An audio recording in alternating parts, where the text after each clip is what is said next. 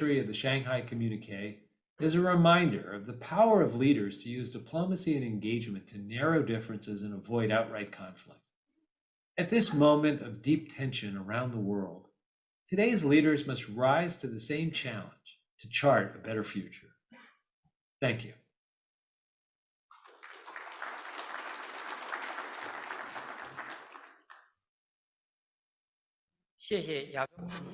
Thank you, Chairman Jacob Lew. Now, I wish to give the floor to Dr. Henry Kissinger, former U.S. Secretary of State. Dr. Kissinger, floor is yours, please. Distinguished guests and Mr. Foreign Minister,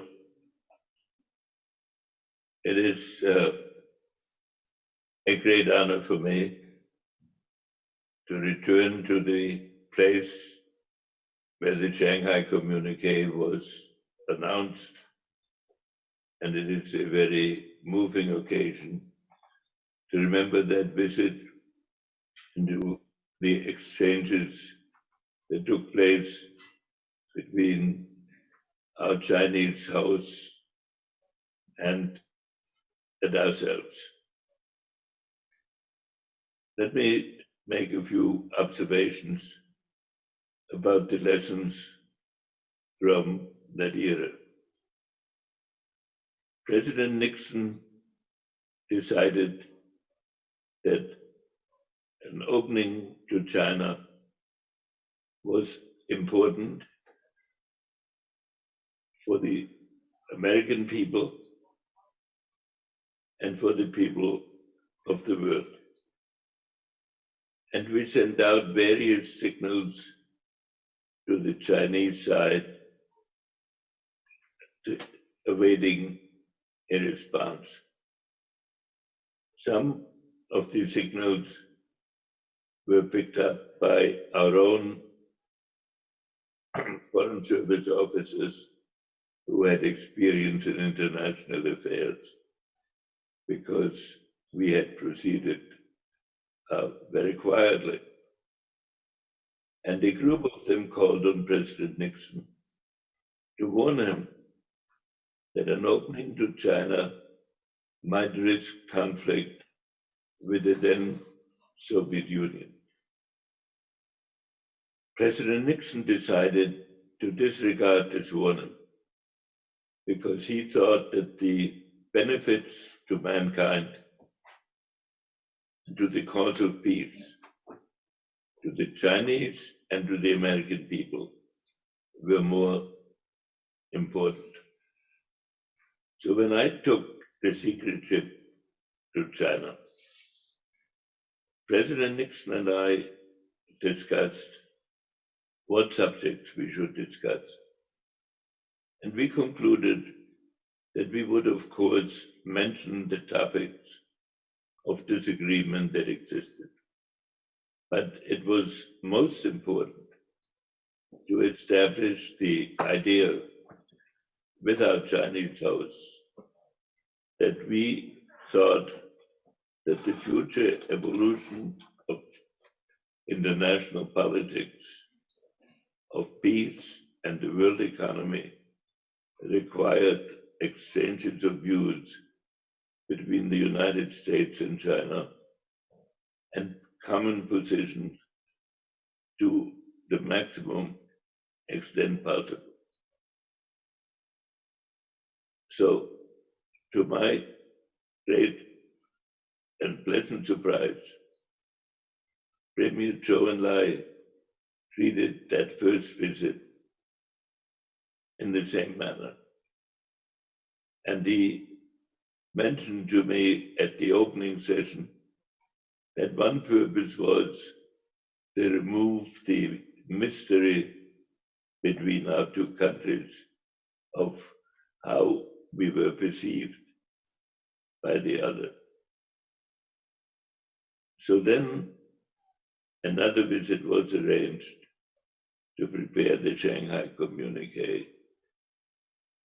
During that discussion, the original idea of the United States was to propose a conventional communique into which we would put some statement of American-Chinese cooperation. Premier Zhou, on behalf of Chairman Mao, suggested that the United States and China, not having talked to each other for 25 years, should not pretend that there was total agreement between us. And it was suggested that each side should state its own views and that we should allow disagreements to be expressed in a joint communique, though that is not the practice. And I do not know any other international communique in which this took place.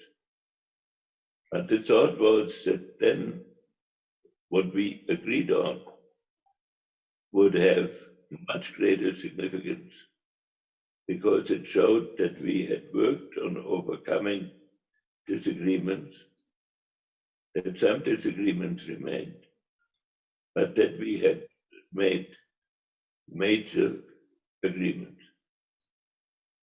And these agreements included views, a statement that the United States would not challenge the idea of one China, and also that China and the United States had common views about the danger of hegemony in the world, and that we would oppose it, each in our own views.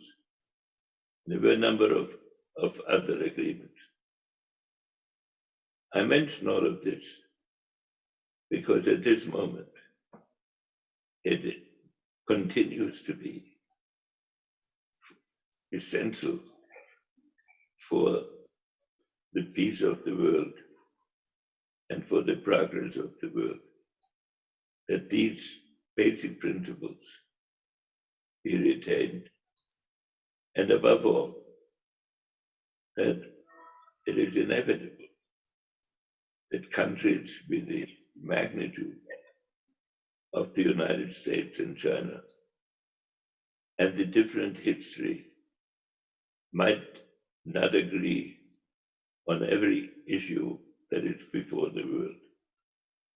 But what we should learn from the past and what I hope we can project into the future is that we maintain a permanent dialogue and that we tell each other frankly what our thinking is on key issues, and that we should do that with an attitude that in the world of modern technology, pressure and military threats will not do anything other than threaten the survival of humanity.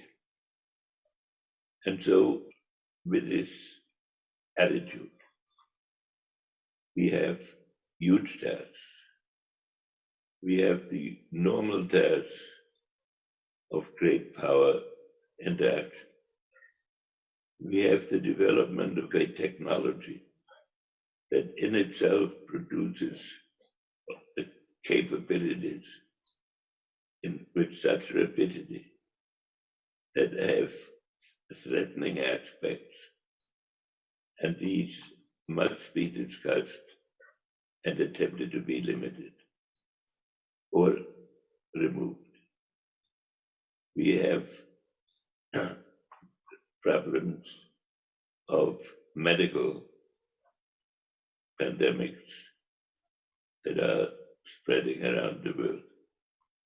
We have the fact that we interact in economics in such a way that neither side should attempt monopolistic outcomes, and each side will attempt to benefit its own people and maintain progress for everybody at the same time. These are some of the great challenges before us, and I am confident that in the years ahead, we will be able to find ways of dialogue, of cooperation, and of remembering that in the world of modern technology and modern economics, there are no victors in any conflict. There can only be fundamental destructiveness. And with this attitude, I have great confidence that our leaders will find a way to approach our relationships in that spirit. And then 50 years from now, when people assemble again to reflect on Chinese-American relations, they can look back to a century of cooperation and understanding and settlement of conflicts that might arise from time to time. And with this, let me thank CPIFA and my Chinese friends here for the extraordinary hospitality that has always been shown to me personally, and for providing the occasion for a historic event, which is the Shanghai Communique. Thank you very much.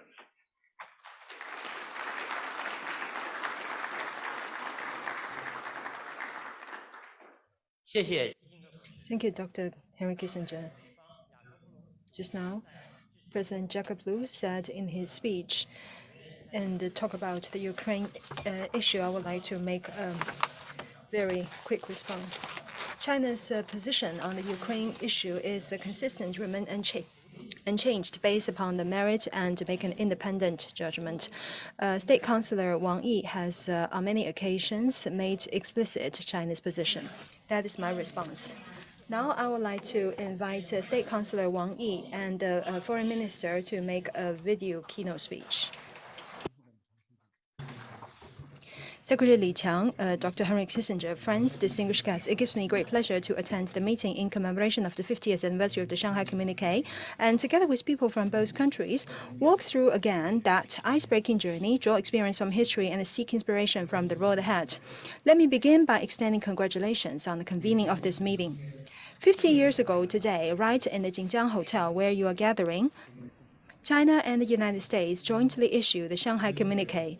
It thus ended the prolonged estrangement between the two countries and started the process towards normalization of China-US relations. It signified the willingness of two major countries with different social systems to coexist peacefully and marked the beginning of the structural transformation in international relations.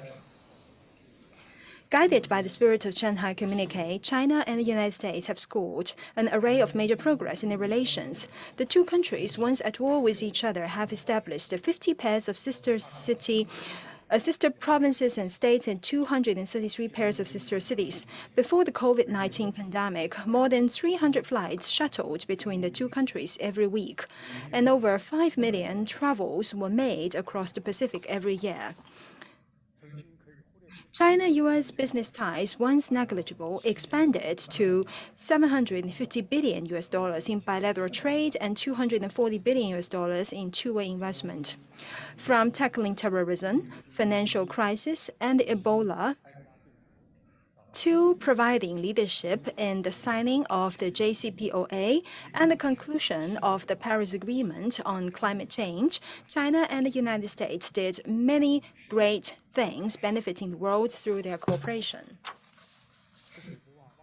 As the Chinese saying goes, when drinking water from the well, one shall not forget those who dug it. At this moment, we should pay high tribute to Chairman Mao Zedong, Premier Zhou Enlai, President Richard Nixon, Dr. Henry Kissinger, and other Chinese and US leaders of the older generation, and we would also like to express our heartfelt gratitude to people from all sectors who have long committed themselves to China-US friendship and cooperation. Friends, the China-US relationship, kicked off by the Shanghai Communique, has gone through 50 years of development with twists and turns. To get a correct understanding of the communique's spirit will help us see more clearly why the ice in the relationship thawed and the barriers were removed, and know how the relationship can forge ahead. History tells us that by following the trend of the times, we can make the right strategic choice. The issuance of the Shanghai Communique shook the world and also changed the world. Chinese and the US leaders of the older generation discerned keenly the expectation of the world for easing international tensions, and they acted on the aspiration of the Chinese and American peoples for peace and friendship between the two countries. With great political courage, they made a historic handshake across the vastest ocean in the world. Half a century later, the fundamental logic that prompted the two countries to work towards each other remains unchanged.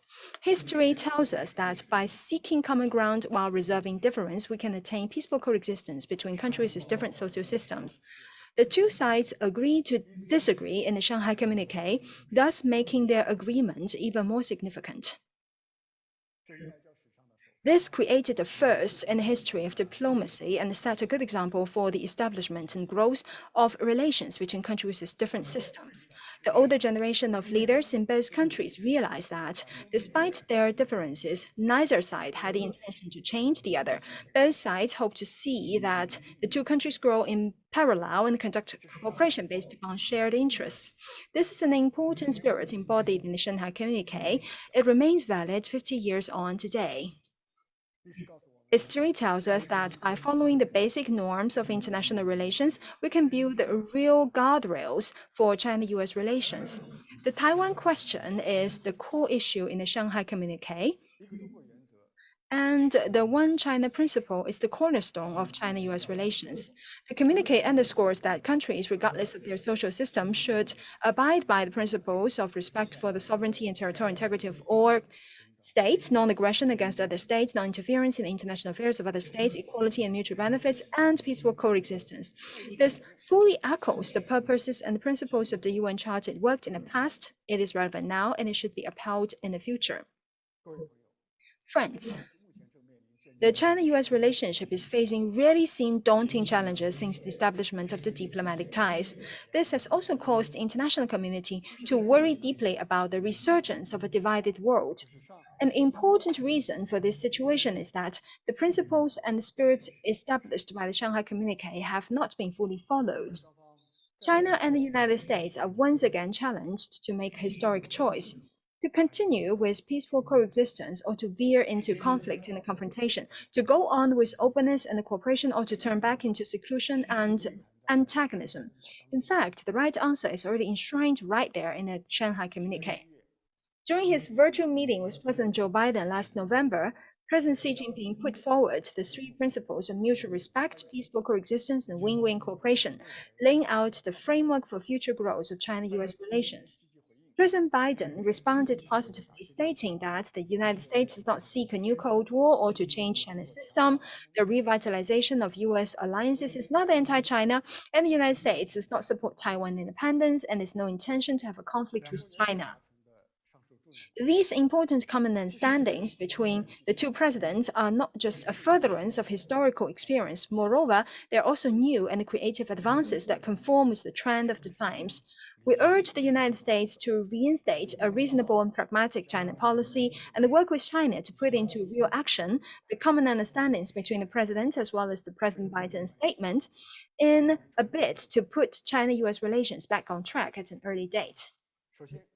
First, we must uphold the One China principle and consolidate the political foundation of China-US relations. Taiwan has been an inalienable part of Chinese territory since ancient times. In 1943, leaders of China, the United Kingdom, and the United States issued the Cairo Declaration, stating clearly that all the territories Japan has stolen from the Chinese, including Taiwan and Penghu Islands, should be restored to China. In 1945, the Potsdam Declaration, which was aimed to end World War II, reiterated that the terms of the Cairo Declaration shall be carried out.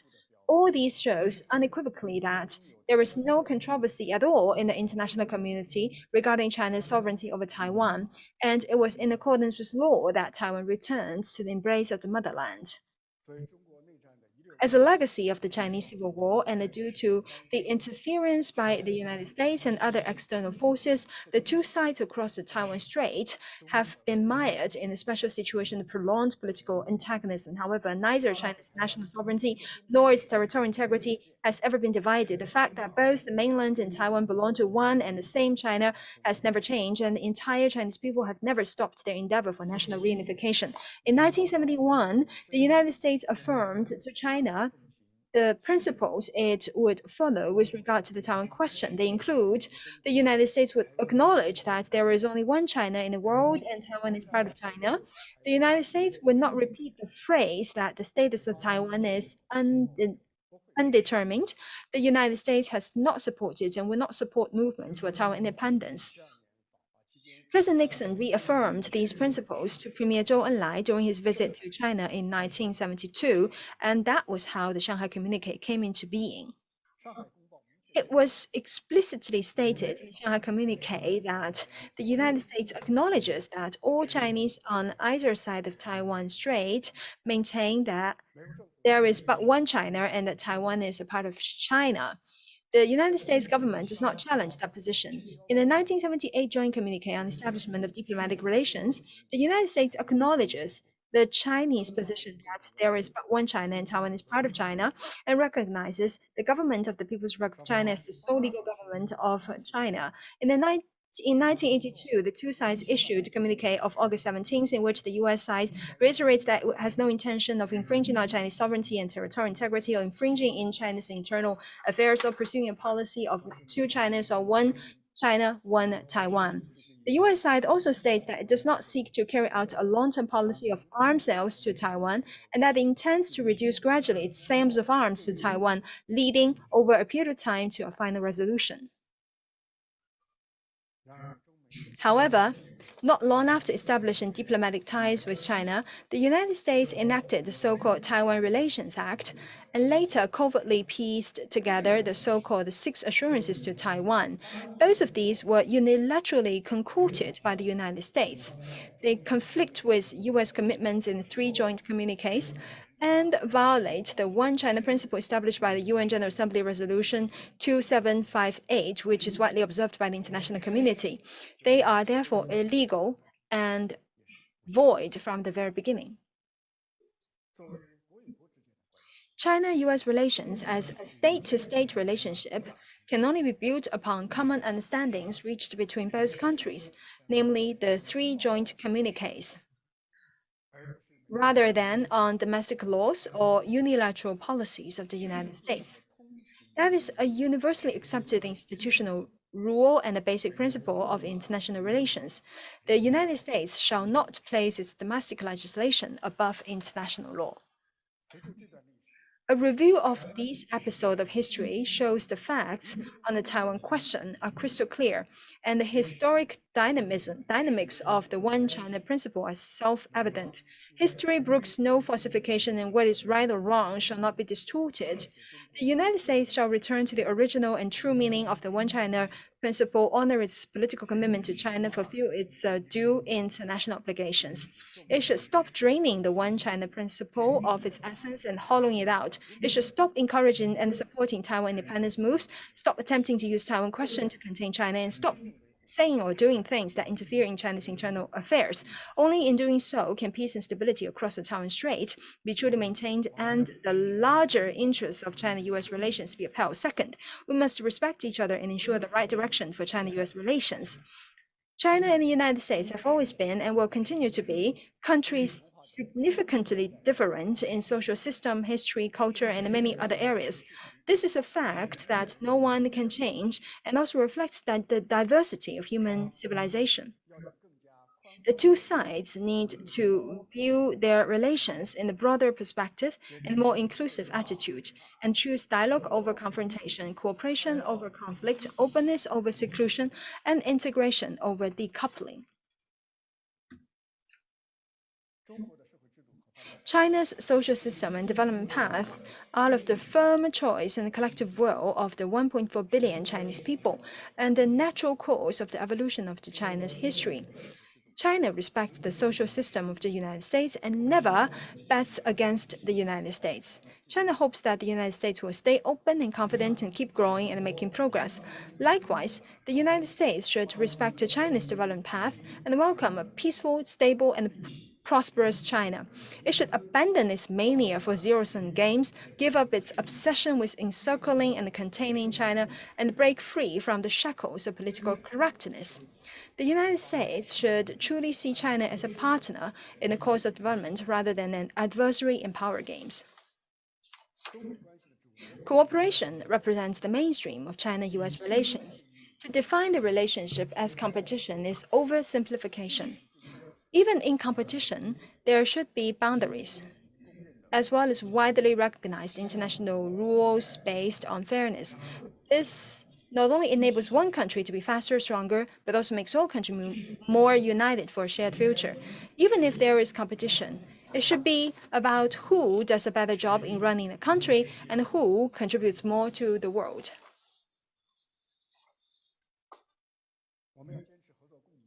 Third, we must pursue win-win cooperation and promote the development of the prosperity of both countries. At present, China and the United States are both facing new circumstances for development. For China to realize high-quality development and common prosperity for all, and for US to rebuild the middle class, and cooperation is the best choice for both sides. The world is big enough to accommodate the development of both China and the United States, and it expects the two countries to strive for win-win results and achieve all win with all other countries. China is ready to work with the United States to fully bring out our comparative strengths, expand practical cooperation in such areas as trade, investment, energy, and infrastructure, and steadily make our cooperation list longer. China will continue to comprehensively deepen reform, will share development opportunities with the world through a shorter negative list, better business environment, and a greater institutional opening up. We welcome more active involvement by US firms in China's new development paradigm featuring dual circulations. The United States should also take the lead in building an open world economy and observing international economic and trade rules, and provide a fair, equitable, and non-discriminatory market environment for businesses from all countries, including China. Amity between the people holds key to good relations between countries. People-to-people exchanges serve as a bridge for greater mutual understanding between our two peoples. We should promote the engagement, communication, exchanges, and cooperation at all levels in all areas. We should step up the exchange at subnational levels and between cities, peoples, think tanks, media, businesses, ignite our people's enthusiasm for interaction and strengthen the bond of friendship between China and the United States. Fourth, we must shoulder responsibilities as major countries and provide the world with more public goods. Global challenges call for global cooperation. China and the United States as major countries need to stand up to the mission and play due roles. The two countries can join hands to provide more vaccines for Africa and the rest of the developing world with a view to building a shield for immunity and contributing to a global victory against COVID-19. We need to maintain macroeconomic policy coordination, inject greater confidence and resilience to the global economy, and bolster solid recovery from the pandemic.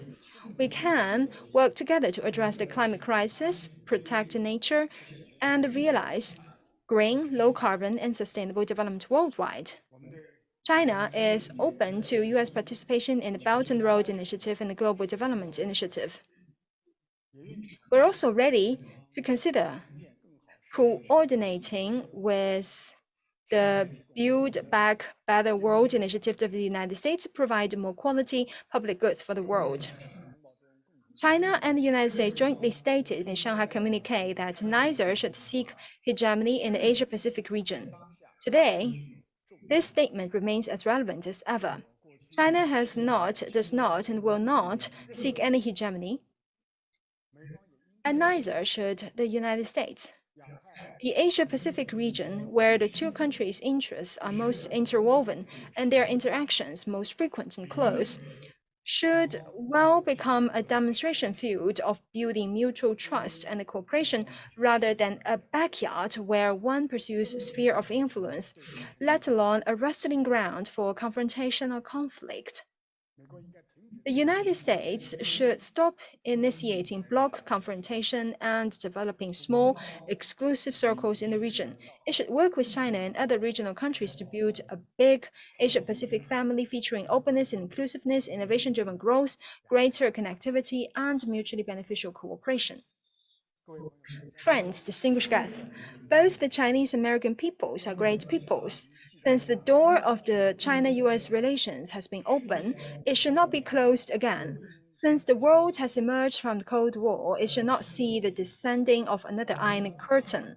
Standing at a new historical starting point, we need to draw wisdom from the Shanghai Communique, follow the guidance of the important common understandings between the two presidents, and find the right way for China-US relations under the new circumstances on the basis of mutual respect, peaceful coexistence, and win-win cooperation so as to deliver benefits to both countries and the world.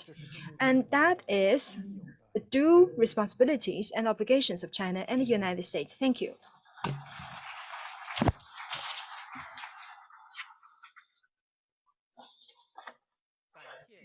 Thank you, State Councillor Wang Yi, for the wonderful presentation.